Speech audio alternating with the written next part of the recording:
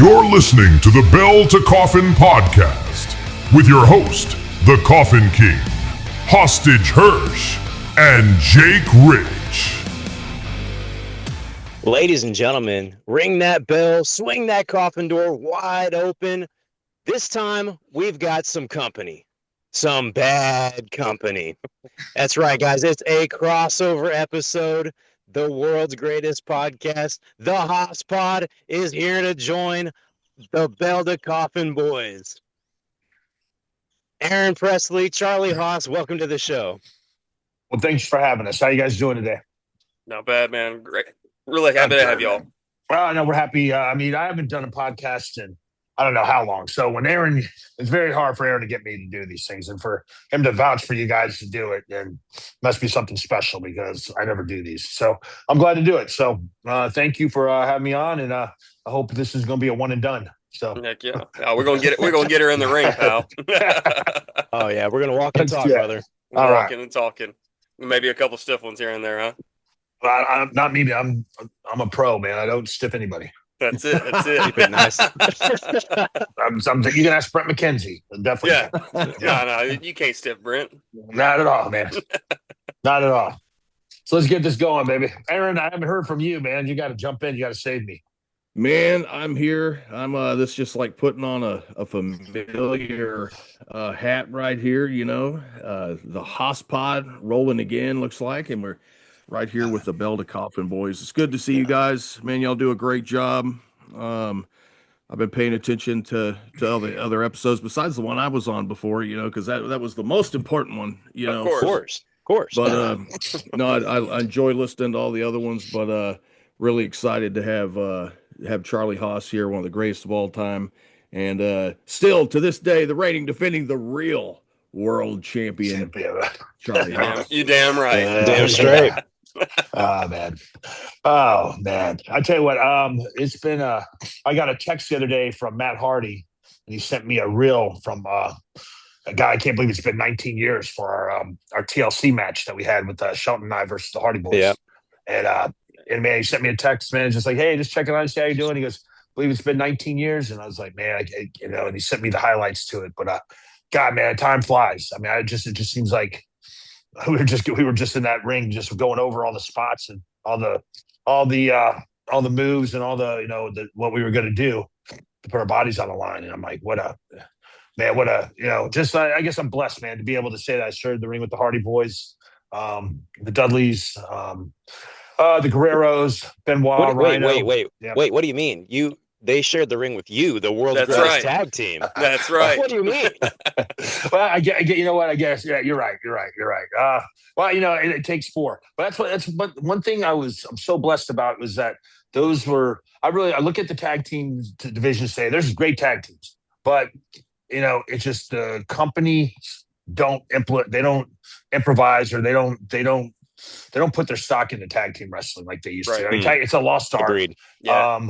I see a lot of things that go wrong where I think the heel tag teams want to just be cool, man. They want to be like badasses, like which you want to be a badass, but they want to out wrestle the baby faces. Like no one knows how to cheat. No one knows how to really basically don't give the fans what they want. That's the key to being a great heel tag team. Shelton and I were really lucky to have Arnie Anderson train us for like a year prior to going live on TV with Team Angle. Because he was supposed to be Russ and I. Then when Russ passed, that blew my knee out. And then they put Shelton and I together a year later. But we spent a good year with Arn, in the ring on, how to be a tag team, how to cheat behind the rest of never. That's one thing that everyone does. They bury the ref. You can't bury the ref, man. You got to cheat, and you cannot let them see. And that's something that misses out. Like you don't need to have a move set to be a heel tag team. I think the greatest tag team in the history of wrestling, Arn Anderson and Tully Blanchard. And they had one finish. That was the spike pile driver. But I mean, besides that was it. I mean, they just worked arms, legs. What they did, you believed, and they made it look real. They made the baby faces fight from underneath, and that's what's missing. And it's a shame because tag team wrestling, the psychology is so different. It really takes four people in the ring. And the fifth one, you got to have a good ref, and you all have to work together. So it's such a different psychology than singles, and it's a lost art, But that's what I say to share the ring with the Guerreros, one of the greatest tag teams. But me and Shelton never wrestled the Dudleys, but Rico and I did. Great, loved them. The Psychology, Bubba, Devon have phenomenal. The Hardys, Shelton and I shared them. God, man, would be in the ring with Billy Gunn, Bob Holly, Rey Mysterio, Billy Kidman, phenomenal. I mean, when remember our pay-per-view match in Denver, Colorado, it was Colorado Springs. And we did get the call over the headset, like, hey, guys, we're putting 10 more minutes onto your match while we're out there. And we're like, Colorado Springs is higher than Denver, so you're a mile above sea level. It's so hard to breathe. And I'm like, holy shit. Ray's like, grab a hold. I can't fucking breathe. He's adjusting his mask. And I'm like, not to mention we were out drinking beer all the night before. And we're like, holy shit, man. Man. I'm like, holy. And it was let me tell you something. I mean, it's not like, hey, let me take a timeout or somebody in. No. So, but no, we've had a lot of great tag teams. Rikishi, Scotty Tuhati. Just the 3-minute warning. And then me, my brother. 3-minute warning. Man, yeah, those guys were badass. Yeah, they were good, man. It's I tell you what, that whole I was fortunate. Like when Russ and I got to Memphis, that was our first developmental territory. What a great class that was. I mean, I had Steve Bradley, and then I had Lance Cade, I had Brian Danielson, Spanky. Jeez. We had a kid, Shooter Schultz. That was Brian. It was a Shawn Michaels school, wrestling school graduate. We had Joey Matthews, Christian York. I had Umaga and Rosie, or 3-minute warning. I had Joey Abs. I had down Joey there. Abs. We had the posse down there. So I had Pete Gasparino, Pete Gas, and oh fuck, man, what's his name? He's gonna kill me. Rodney, not Rodney. Yeah. Yeah, it was Rodney, Pete, Gas, and Joey Abs was the Mean Street Posse. But yeah, we had all them, and then the Dups were down there. So we had it was a great tag team. I got to work, Brian Danielson and Spanky, and then Joey Matthews, Christian York, Island Boys, the Dups, and then Russ and I. So then when they shut Memphis down, they kept 6 of us, and we went to HWA. And that's Heartland, right? Yeah, it was Heartland Wrestling. And so we went there, but then it got really crazy because they bought ECW and WCW. Mm-hmm. And so all of a sudden, man, we got the ECW guys in there, WCW guys in there. Cornette had his own separate. He picked who he wanted, and he was like, man, he knew Les Thatcher was going to have his hands full. So I mean, Cornette. Cornette's the man, right? Oh yeah. So unless he did what he could with HWA. It's just we had a lot of different personalities, a lot of people that were on TV, different types of TV, from WCW to ECW, and then you had us that were handpicked by WWE trying to find our way, and try to. I felt like it was like the Titanic was going down, and everybody was like floating on the water trying to fight for air, trying to get to the top of the surface, trying to get and I was like going over bodies, just trying to survive. And we saw a lot of people get cut, where WCW came to an end, ECW came to an end. And a very few people that were part of those cliques or those crews were able to stay with WWE. And then, of course, Russ passing away didn't help. But that's when Jim Cornette and Danny Davis saved my career, because after Russ died, they vouched for me and they wanted me to come down to OVW. And thank God I did, because they were able to see me and Shelton together. Brock, what a crew this was. You had Brock, Dave Batista, Randy Orton, John Cena, Shelton, Brock, me, Lance Cade, Rico, Nick Densmore and Rob Conway, that was our wrestling school. And just look at the Hall of Famers that are in there already, it was just unbelievable. Like, that's who you were working out with every day, Yeah. So, yeah. That's who you're working out with. And all those guys are like icons, It's just, This is one of Aaron's favorite things to say. That is the definition of iron sharpening iron. Just the Absolutely. top of the top. Absolutely, just making each other better every day. Just a couple of ass beaters. It was stacked all beside each other. I know, it was, and I forgot Rodney was down there, Jazz was down there. So it's a lot of talent, man. Yeah, it was ironing, sharpening iron. It was good, man. And I tell you what, and then you had Cornette, man. He taught you the TV, taught you Danny Davis. I mean, you couldn't ask for anything better, man. So I was really blessed to be where I was at the time, and to be able to, like, when God took Russ, like, to tag with Shelton, for him to become my brother, for him to put the time in that I needed to put the time in with to make us the world's greatest tag team. But not only to believe it, but to have the fans believe it, to have Arn believe it, to have the Vince and them believe it. So, man, my legacy is tag team wrestling, and I'm happy with it. So, I love it. So, it's good. So, and now I love, like, where technology can bring us to today to talk about all this stuff, and then you can go back and watch stuff on YouTube. Absolutely, exactly. Absolutely. There's the possibilities are endless. 100%. Man, you said so many names there. You rattled off so many names, and you had me at Matt Hardy, man. Matt Hardy and Jeff Hardy, some of mine and Jake's, icons, and, like, just people we fixated on as kids. Man, what was it like to share in the ring with the Hardy Boys?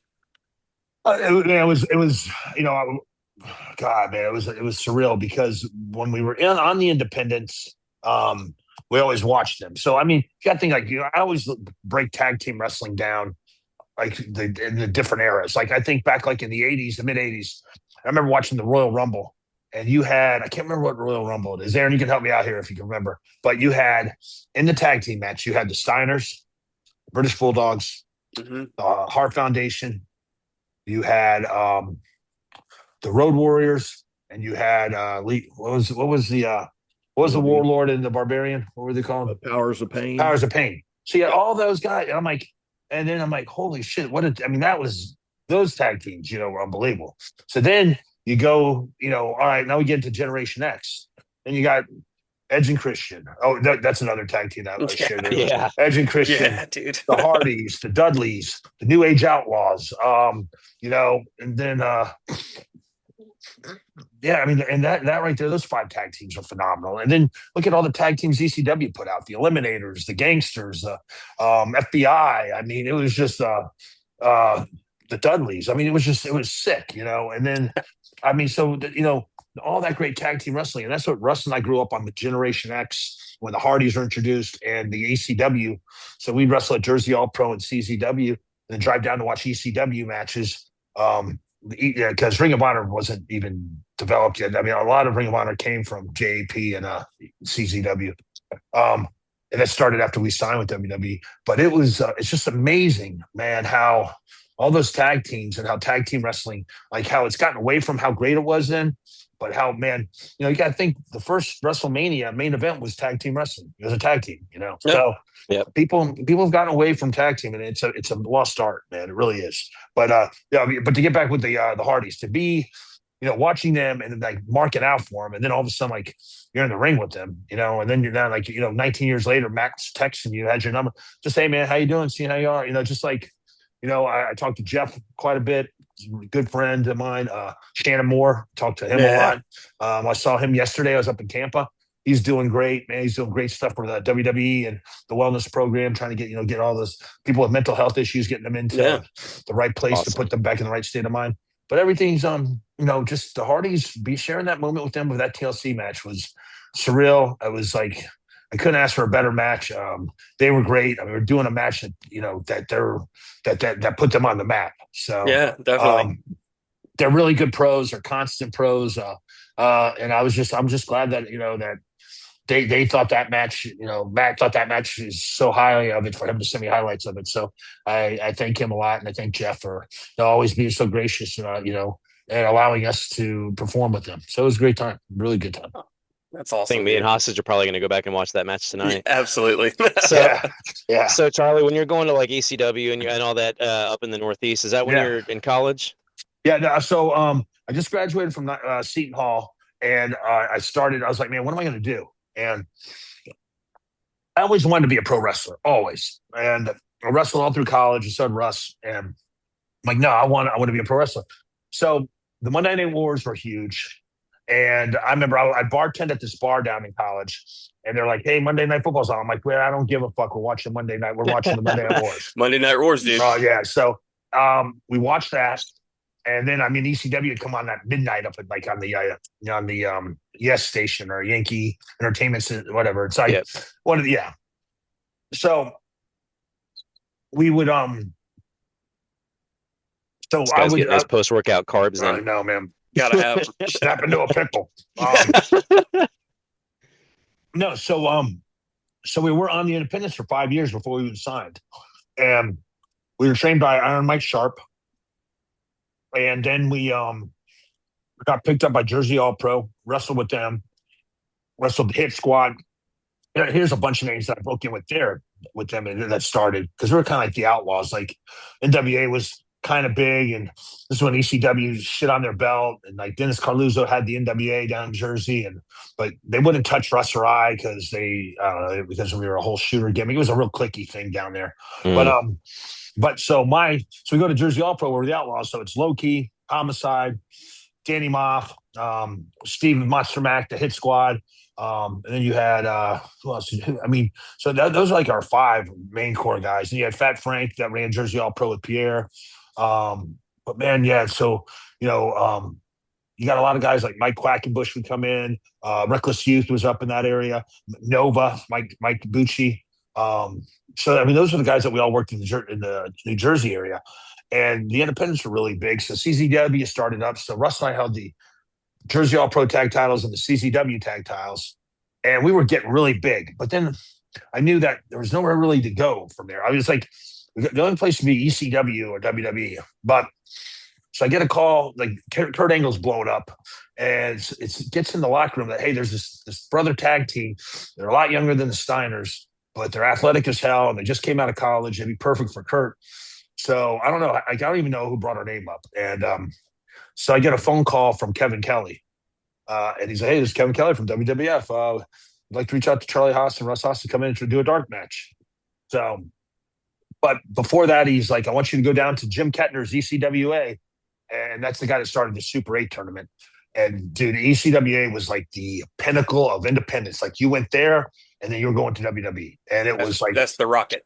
Yeah, that was it. So it was like Christian and Edge came from there. Bob Holly, everybody wrestled for Jim Kettner. And then they went right to WWE. And he had that relationship with WWE. So, so we went down. Kevin, we went and worked with Jim. They had to sharpen us up like on our footwork, a lot of tag team wrestling stuff that bad habits that we picked up on the indies that we got cleaned up. And then our going away match in ECWA, and the first tag team we trained were the Briscoe brothers. So, and there is on YouTube. You can watch the Haas brothers versus Briscoe brothers, and it's a 2-part deal where we started right in their high school, and then it goes to the Bob Carpenter Center at the University of Delaware, and it was we put them on the map. You know, we were their first match, and God rest Mark's soul. Yeah, and then Jay, like Mark and Jay were phenomenal.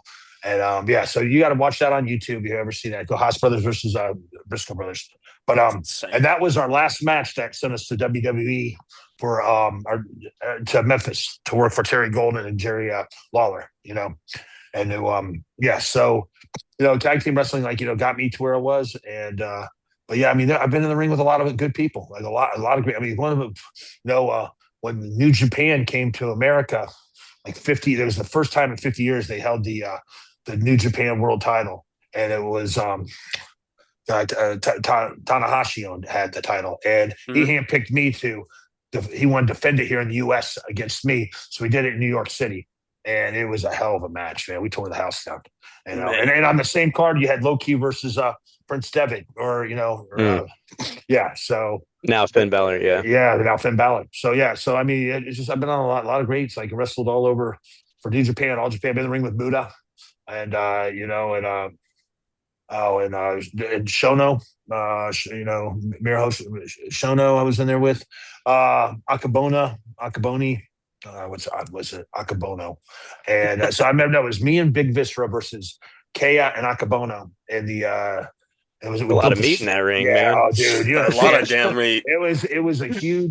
We built a huge tag team match going at Sumo Hall, and it was right in Sumo Hall. I think it's like in I want to say it's in Hiroshima or Okinawa. It's in Okinawa. So it was right out of Okinawa, So we're wrestling them, and Akibono goes, and Akibono was the sumo wrestler they brought over to wrestle Big Show at one of the WrestleManias. Yep. When it was, so Akibono was a huge sumo wrestler, a professional sumo wrestler, a big name. So, and I had Viscera on my tag team. So he wanted to do this splash off the top rope. That was his finish move. And he wanted to do it to me. And I was like, absolutely not. No fucking way. And he's like, no, seriously, I'll take care of it. I was like, hey, there's no way.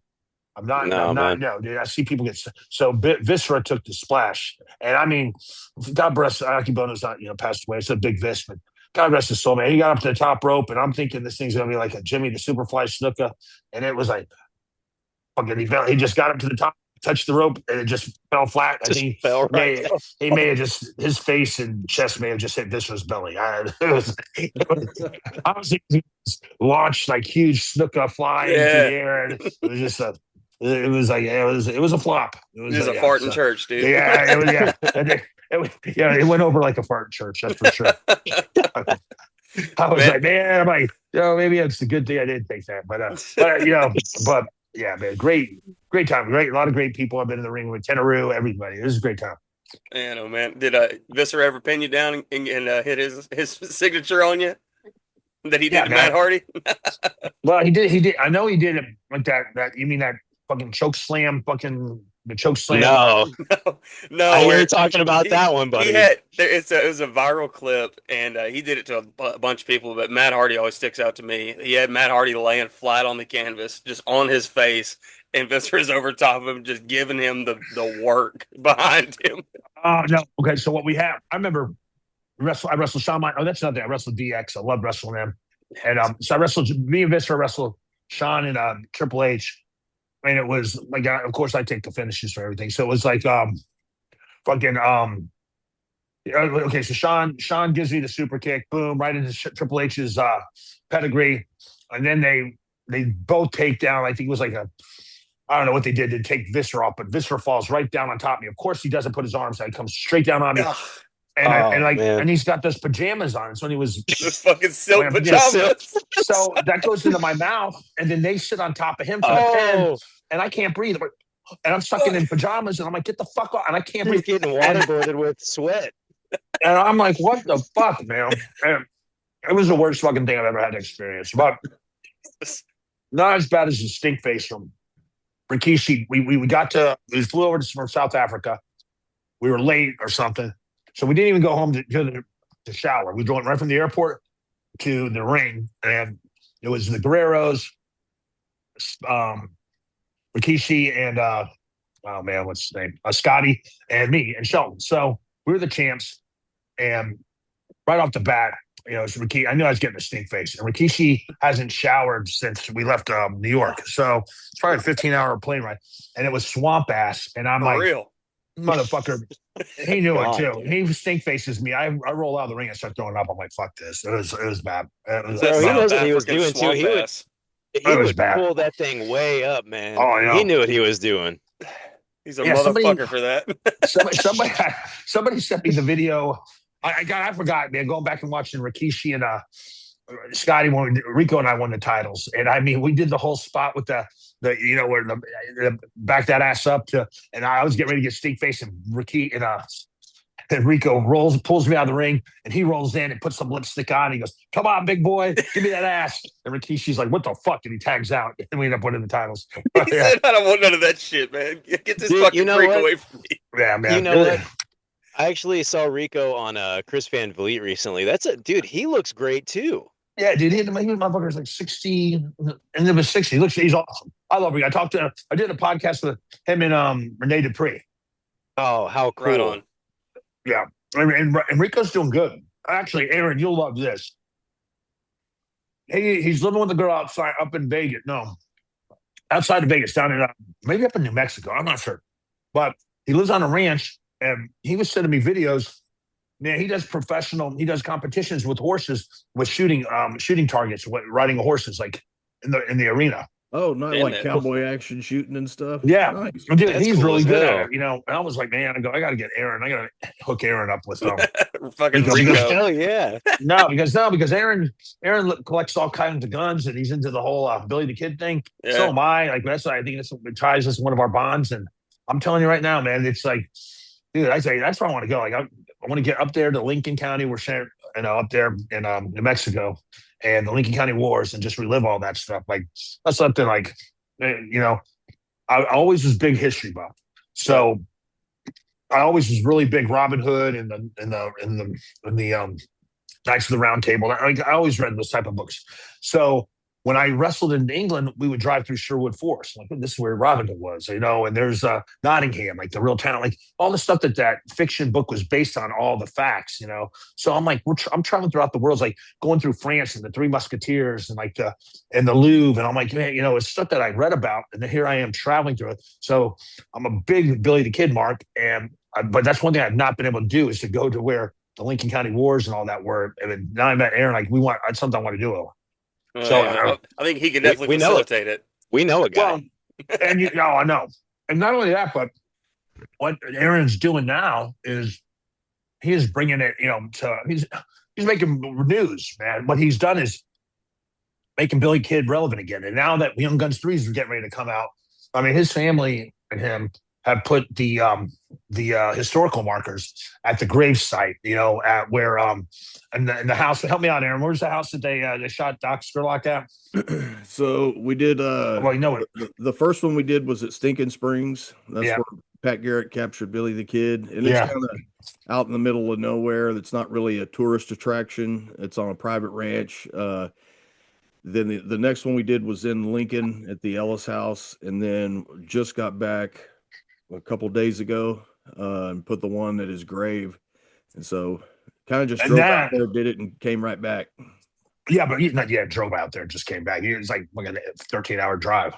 You got, I mean, he drove, not only did he drive, but he has to go to, dude, you understand how desolate that is out there. And, you got to fill up when you see gas because you don't know when you're going to see a gas station. But he's driving this huge ass boulder, this headstone. And I mean, so it's got to be dangerous enough, and worry about the truck breaking down or even getting a flat on the trailer. But for him to get it out there, you got to see the pictures. Like, no one is allowed into the cage where Billy the Kid is actually buried next to Charlie and who was the other guy? Tom. Charlie and Tom. And like their grave sites right there. And he's allowed in the cage and he's standing right there. Like that's history. It's like, It's some VIP, man. It's crazy, Yeah. dude. It's profile picture worthy. I mean, yeah, it's like he's standing next to the unknown soldier. I mean, dude, Billy the Kid is like, it's a historical phenom, man, They're so picky about for the longest people would chip pieces of stone off the headstone with pals on it, and so they put the cage around it. Well, then people would still try to do it, and they even had someone kick it over one time, so they put this metal mesh thing, so you could have 7-foot arms now and you can't reach in there and touch it. Can't get in there. No one gets to get in there. And then when we got there and we're delivering this thing, the mayor was there and he's like, "Hey, come here." And he started unlocking it. I knew exactly what was happening. I couldn't believe it. And he's like, "Go on in." And might have been, I don't know how many people's actually got to do that in 150 years, but it's not many. Not many. Super cool, man. Not many.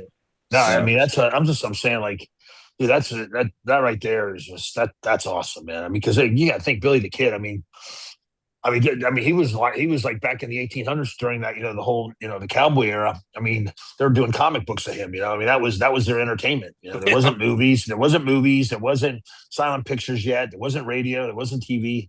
It was just, it was word of mouth, and then people were putting it to paper. Tall tales, man. And those tall tales have carried on till now. I mean, it's ridiculous. One of the really cool things is, here you kind of, there's nowhere you can really go each week in where we all live that there's not a brand new subdivision getting built or a solar farm or just something like another mall or strip mall. You go out there and these places are untouched since the 1880s, 1870s, so that history just really comes alive, and you don't have to, it's not a real far stretch to see what their day-to-day life was like. It was pretty rough and it's pretty desolate out there in places, especially in Fort Sumner. But when you get into Lincoln up in the Capitan Mountains, it's amazing, and Yeah. you can see why these guys hung out in these places once upon a time, Yeah. Well, and like Aaron was saying, like that's one thing, I was blessed, like traveling the US and up in even Canada. There's so much, no one talks about like, the population.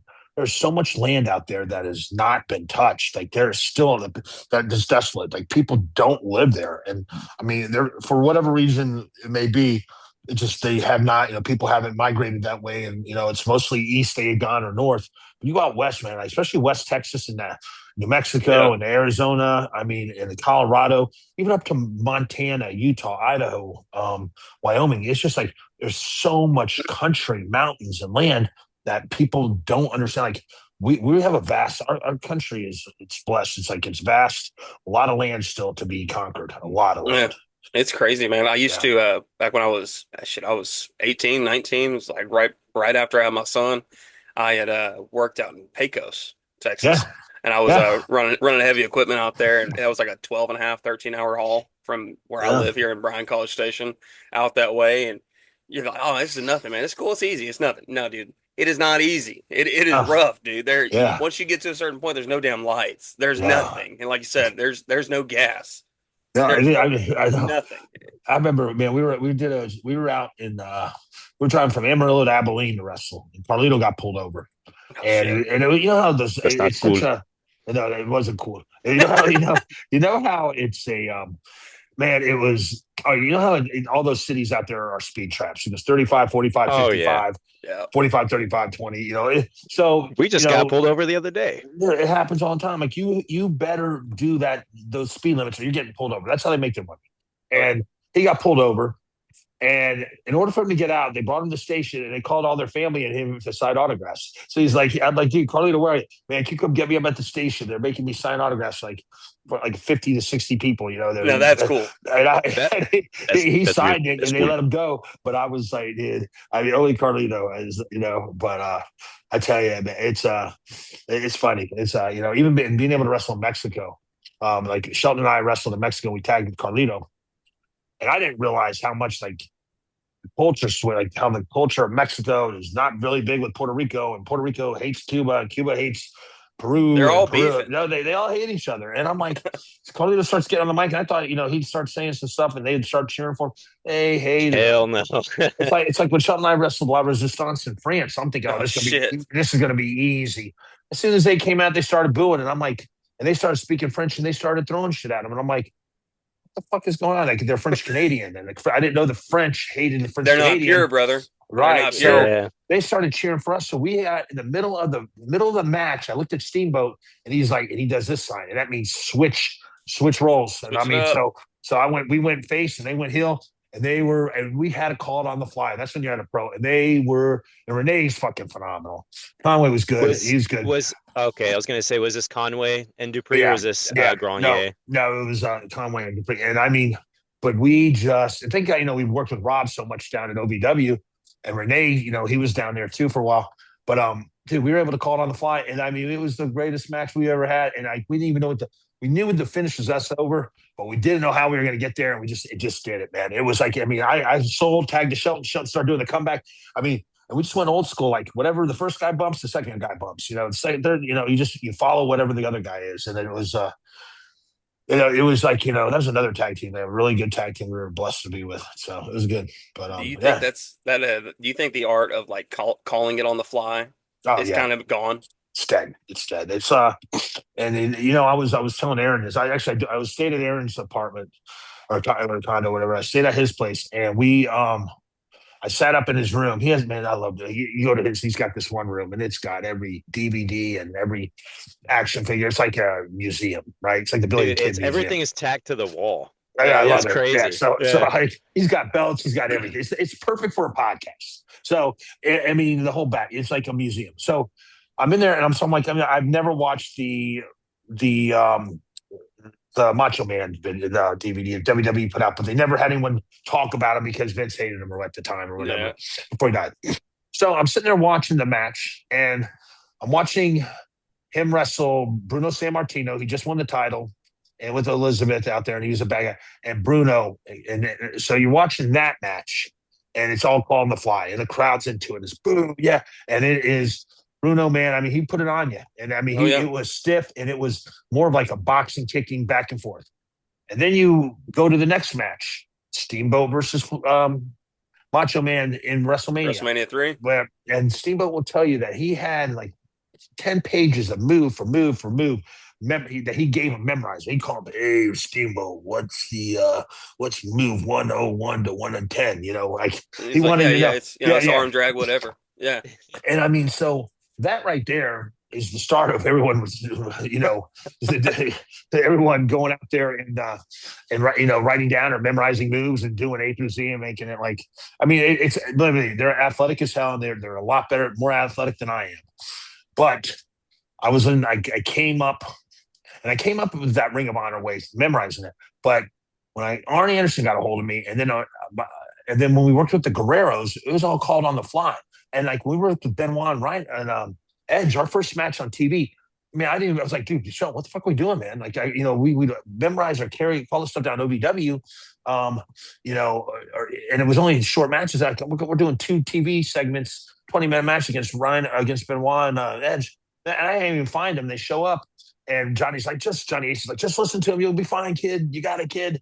And I'm like, well, we just listen to him, and you just listen to the crowd, man. It is. Once you learn that, like I can't go back and memorize everything and then do all these spots and all that. Like I can get the finish down, and I know what the finish will be, but I work better off the crowd, like listening to them. And what I like to do is bring the crowd in for them to hate me, throw shit at me, boo me. I feel like I'm doing my job better. I can't do the stuff they do. I don't have the moveset that the kids do, but I have the psychology to make people hate me, to make it to where I interact with fans and I make them be part of that. Like I'll get down in their face, or we'll go right out and I'll beat the guy right in front of them. And my shit looks real. It's not see-through. So a lot of people hate working that way, but man, it's just, I grew up that way. I grew up with Arn training training Sheldon and I, and working the Guerreros, man. It's like, you listen to the crowd. You just listen to the crowd. And if it's not going one way, then I can change it, And the APA, that's another tag team I forgot to mention, working with them. That's the only way we worked. I mean, it was that way, and it's a lost art, man. It really is. Like if I always said, if people are like, well, what can we do to be different? It's like to make a promotion to where you separate the heels and the faces in the locker room like they used to. Have 2 different locker rooms. You give them the finish and say, call it out in the ring. Just do it that. And then, because what pro wrestling wants to do, they want to be so close to UFC or so close to reality. And what does UFC wants to do now? They want to be so close to entertainment. So you've got to really find that fine line. TKO owns both of them. So UFC wants entertainment. They want to make it more entertaining. The pushing, the conference, the press conferences. Yeah. And WWE has the entertainment, but they want to make it as real as they can. So it's like, it's a fine line. And I said, so if you look back in the days, like with World Class Championship Wrestling or Mid-South, or even go down Florida Championship Wrestling with Kevin Sullivan and those guys, like they called it out there, like, and you believed him, man. Like, man, did he really just hit that girl? Is he really like it looked real? And it was just, even with Mid-South Wrestling or down with Jerry Lawler, it's just it was like one punch and they sold it, or if a guy got a fireball or thumb to the eye or whatever, but. The psychology's changed a lot. Man. Yeah. Fireballs. Yeah. Whatever happened to fireballs? Dude, I don't know, but I'm bringing them back. Fucking, I love them. Charlie Haas bringing them back. God damn it! Oh, you just need flash paper, and a lighter and you better have a lighter that works for a backup. No shit, man. I asked you about the calling on the ring because last week we had the modern day outlaw Chandler Hopkins on the podcast with us. Great fucking guy. I love Chandler. We love him, and man. Whenever I started wrestling, I was trained under Houston Carson at Lions Bred Sports. I know Houston, yeah. And I was taught the way of you kind of not necessarily memorize it, but you kind of structure it all together and you kind of do it that way, and it's A through Z. Yeah. And I always worked that way until I worked Chandler for the first time. He stopped all that shit. We were talking, and he's like, "I need to know this, I need to know that, and I need to know this, and that's it." And we went out there and just felt everything else out. And everything else, everything just came to it. Yeah. And I'm glad he's looking that way, because I worked him up at Texoma. Yeah. And I'm like, you're memorizing. They're giving me too much shit to memorize. I go, we're just going to do this, and this, and that's it. So that's the way I worked with him. I'm glad He is he's doing it. I love Chandler, man. I think he's great. He is. Yeah. I mean, I like him and Will all day would be a great fucking. Are they a tag team yet, Aaron? You can put them as a tag team. No, they're not a tag team, but I have a feeling they're going to bump heads at some point in the near future. I think that'd be a great idea, man. Looking forward to that. But yeah, sure. he had changed the way that I put a match together, because it's like you stress yourself out and like, oh shit, I forgot the drop kick right here, or I forgot what's after the drop kick and all that. And you're just going off the feel and stuff. It made wrestling so much better for me personally, and that's the only way to do it. You got to tell a story, and you gotta have good versus evil. You have to, and you first, like, so if I'm a heel, and people at first are going to cheer for me because of what I did with WWE, right? But that's not my goal. I was like, I want them to hate me. So now I got to get on the microphone and change. I'm like, where were you when me and Shelton broke up? I don't need you guys. You weren't around. Like when I was at my lowest point, I got to get on them. But then I got to make my baby face for them to believe in him.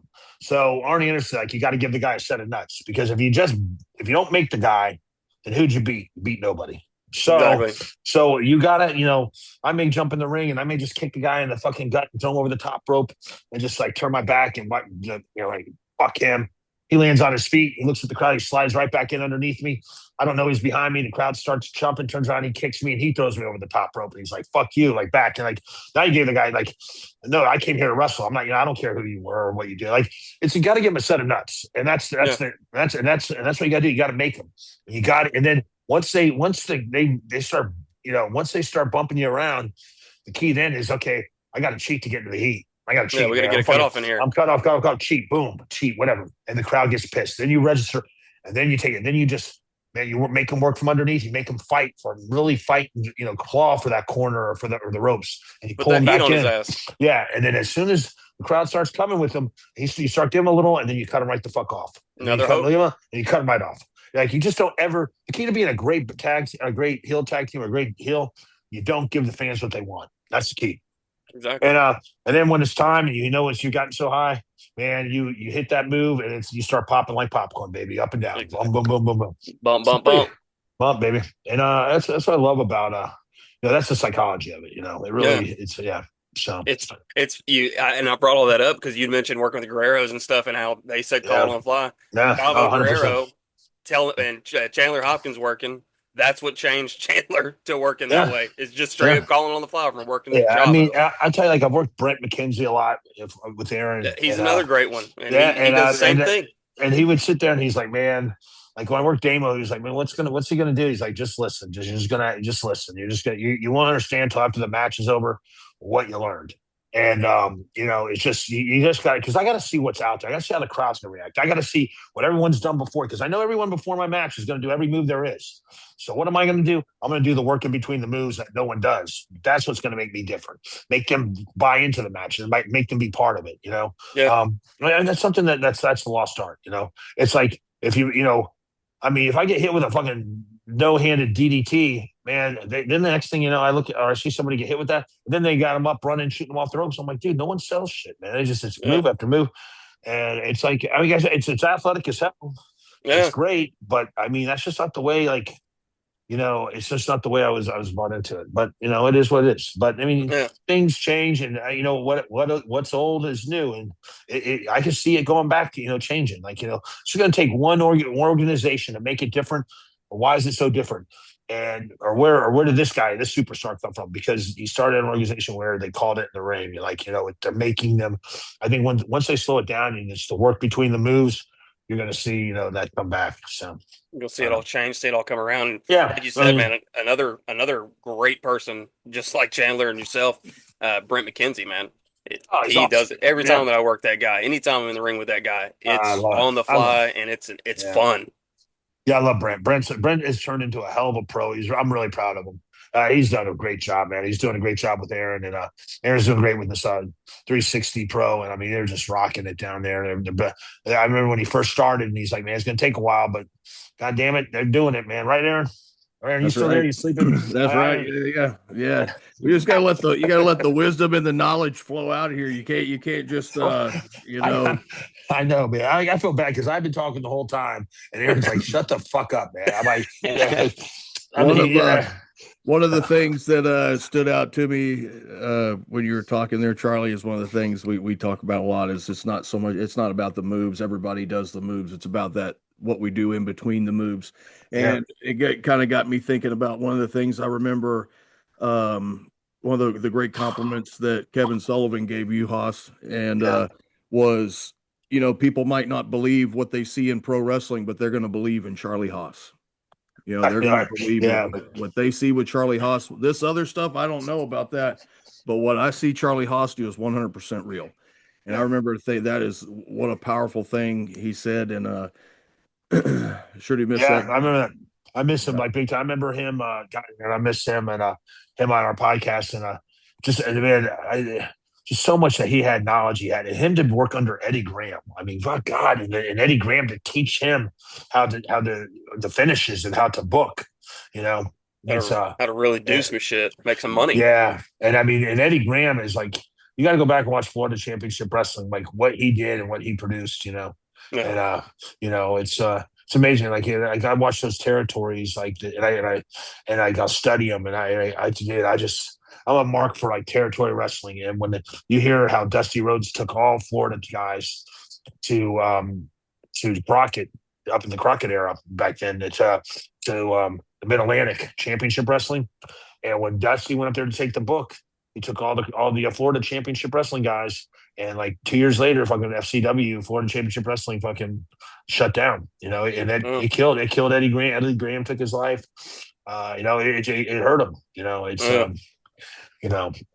But you got to think of all the greats that came out of Florida. Yeah, Hogan came out of there, Dusty, Flair, the Briscoes. Paul Ellering, the Freebirds. I mean, dude, that's a territory. Then you look at Mid-South Wrestling. I may go on there. That's what I grew up watching. I grew up having every. God, I wish I would have kept all my wrestling magazines. All those magazines. It's amazing. Who would have thought that magazines would be obsolete? Newspapers would be obsolete today. Right, a magazine's on the damn phone. It just doesn't feel as satisfying scrolling as it did flipping. I told my son Russ, he had finals the other day. He's a freshman in high school. I'm like, hey, you got to go in there and study. You got to read that book for English. I go in there, I hear this like voice going on. I'm like, what the fuck is that? I go in there and what are you doing? I'm reading. I mean, no, you're not. He's like, no, I got it on Audible. It's reading it to me. I'm just listening. I was like, you got to be shitting me, man. I was like, whatever. He has a 3.5 GPA, so whatever has good grades, it worked. But I'm like, you got to be shitting me, man. I'm like, dude, honestly, my dad had to go get I don't know if you guys are just get Cliff Notes at the grocery store and read the shortened version. Yeah, so, man, dude, it's a cheat code, dude. Yeah, if I had audiobooks and Audible in high school, I would have probably been a 4.0 student. I couldn't crack a book to save my life, dude. Yeah. I didn't want to pray. I didn't want to fucking read. No. I know, man. I mean, because I'll tell you what, like when I was driving I would either buy the, like I'd get the Lord of the Rings or whatever, and I'd buy them on tape and and listen to them like driving across country, or now you can get them on Prime or Kindle, and listen to or Audible. And I'm like, you listen to books. And I'm like, dude, it'll keep you like next thing you know, you're 4 or 5 hours in. Yeah, exactly. Yeah, that's me with damn like wrestling biographies and stuff. Like Bret Hart, he put out a damn autobiography, and some bitch was 25 hours long. This shit took me days. Like, I think it took me like a week and a half because, like, in between, like, just listen every chance I could. That's another territory, man. What a fucking great territory, Stampede, man. Yeah, unbelievable. Yeah, there's a map on there. You can type in territories wrestling, and they'll show you the map of the U.S. and Canada and Mexico, like all the different territories. And even Renee Dupree's dad had a huge territory up in the Nova Scotia area up there, and what a territory that was, like, and then Montreal had its own, then you had Toronto and then Stampede, but yeah, there was a lot. That's where you see like Jack Tunney. He had his territory, but he worked with Vince Sr. And that's when, Jack Tunney used to be the president of WWF or whatever. It's like, back in the day when the WrestleMania, like the 80s just started off. So, yeah. Well, even like Dino Bravo was as big as Hulk Hogan up there. Yeah. Like, the one thing I need to study more on, and I may do it, I think, is I need to look at more of the tag team matches with the Valentines. Like, Jimmy Valentine. And I keep forgetting Jimmy Valentine's the Boogie Woogie Man. And that's like, and I'm talking, they said they were the greatest heel tag team next to Stevens and Patterson. Ray the Crippler, Stevens and Patterson. Like they said that was one of the best tag teams ever. It's hard to find some tape on them. They did some when they were older. They did the AWA stuff, but like from the Cow Palace in California all the way, they were phenomenal. But yeah, the Valentines, the Valentine brothers, So that's something I definitely want to research. I'm gonna go down the rabbit hole tonight and watch that. So Another Dive off into it. one I like was Buddy Roberts and Doug Summers back in the day. Like, oh my god, man, what a great heel tag team they were too. He is. I gotta say, Buddy Rogers is probably the greatest heel of all time. And I asked Shawn Michaels. Shawn Michaels went up to. He was up there in Portland right when he got out of when he got done training with Jose Lothario. He went up there as Michael Higginbottom. He was up there, and that he was up there, and he was like, dude, he goes, Charlie, he goes, I learned so much from Playboy Buddy Rogers or Playboy Buddy Rose. Yeah. He said Playboy Buddy Rose was the best heel in the business ever. He goes, it was phenomenal what he would do. And people would buy him and then he would shit on him. And then the faces would trust him and would turn on him. Like that Portland Championship Wrestling, that's another territory you had. That's where Piper came from. Dynamite Kid. You had Stan Stasiak was he was up in the crow's nest. He was the announcer. You had Doug Summers and Playboy Buddy Rose, Billy Jack Haynes. You had Matt Bourne. Matt Bourne started there. And like they say, Matt Bourne was one of the best workers of all time. His dad was a booker up there. Who became Doink the Clown. But man, there was a lot of great people that came from that area up there. Man, you mentioned his name, Roddy Piper. Man, did you ever have any interactions with Roddy? I never wrestled him. I was on a couple of shows with him. When he was like in and out, like managing. And I think like when him and Flair won the tag titles one time, like I was with WWE at the time. I never got a chance to wrestle against him. I wrestled against Flair tons of times. Either to be Triple H and Flair or Triple H and Shawn Michaels. So, and for them to request to work just me and like this or me or Shelton, that says a lot because Flair loved it because he's like, Charlie, your shit looks so real, but I don't feel it. That's the sign of a pro. So like you knew you were good when you could throw that punch and you like motherfucker and you hit him and it looks believable, but then you don't touch him. He sells it like $1 million because if you hurt him, your ass is gone, man. That's golden goose. Yeah. Like yep. Shawn Michaels will fucking say, Vince, get rid of this motherfucker. So yeah. That's it. So, that's the guy right there, man. Yeah, I know.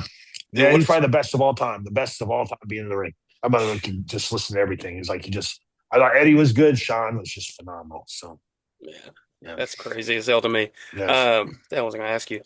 Did you? So you're talking about everything being real and everything. Everything looks believable, right? Because you make it believable. Right. What's your take on the guys out here these days, like leg slapping and shit? Well, I mean, like I said, they're athletic as hell. Their moveset's phenomenal. I mean, there's stuff they come up with. Like it's hard to. I don't know much more. You can't come up with anything else. I think less means more. Needs to be implemented more. I think one super kick that could be the finish. I don't need 20 super kicks in a fucking match. Shawn Michaels did it for 30 years, and it was putting people down left and right. Yeah, that's it. I remember when I first saw the super. I remember Panama Jack from Mid South Wrestling do the first time I ever saw a super kick, or they called it a Sabat kick, and then it was, Chris Adams started doing it, and then Shawn Michaels came up with it. I just don't think. Man, I just think that if they would slow it down, man, just slow it down. One punch. One grab a hold, work a body part more would be huge. Make the baby face really fight from underneath, like make him really put a hold on him, make him really try to fight out of it. And I'm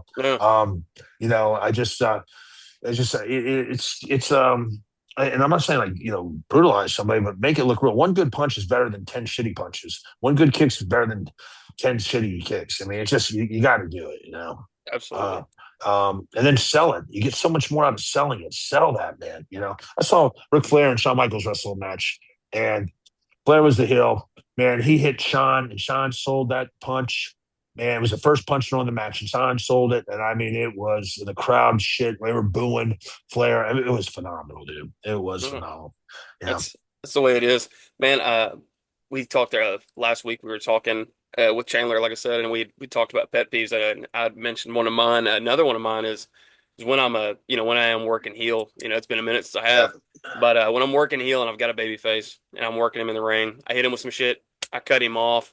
He dead to rights, and we're trying to get the heat moving. Yeah. I hate a dead baby face. It will not sell for it. Go to the ropes, go to the corner, work around, give me some more. So like Ricky Steamboat, man. I was like, all these guys I watched growing up. Then I was able to watch. They're another great tag team to watch. Steamboat and Youngblood, Jay Youngblood. But Steamboat was like, he's like, you always, when you're a babyface and you sell. Steve Kern told me this is how I put it together as a babyface. Steamboat says that when you're selling, you should always never dead sell, but you're always like pretend there's a ladder and you're climbing that ladder and you're pulling up and you're pulling up. And he goes, and always find one kid in the crowd. When you go out, you slap his hands, you keep looking at him, slap his hands, and always interact with him. And then all of a sudden, once you have that connection with them, once they put a hold on you or they're beating you, you turn and you sell towards that kid and you reach out to him like you're reaching out to him. All right. Help me out, dude. Reaching out to him, then the kid starts clapping. Once that kid starts clapping, everyone around him is going to clap. Now it spreads like wildfire. That's how you get. And then Steve Kern told me the greatest things ever. He goes, facials.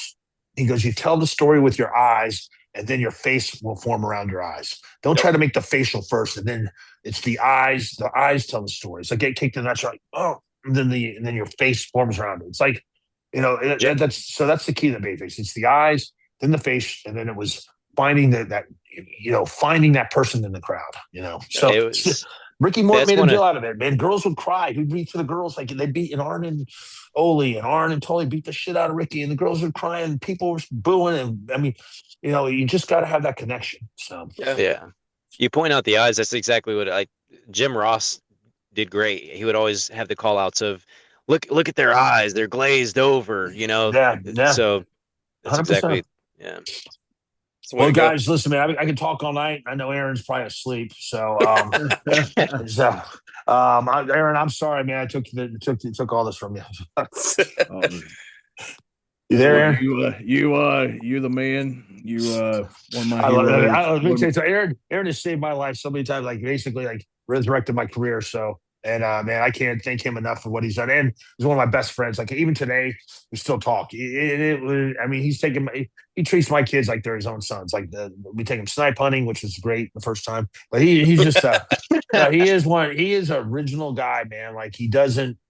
You can't say enough about him, man. Man's man. I love it, man. Man's man. Yeah. He's the man. He's the man. We're happy as hell to have you guys, man. Thank you guys so much for coming on the show. That was good. I'm looking forward, man. If I ever can convince Aaron to book me again, I'll love to meet up with you guys. Hell yeah. Hey, well, you know what? We know a guy. Yeah. I'm good. Yeah.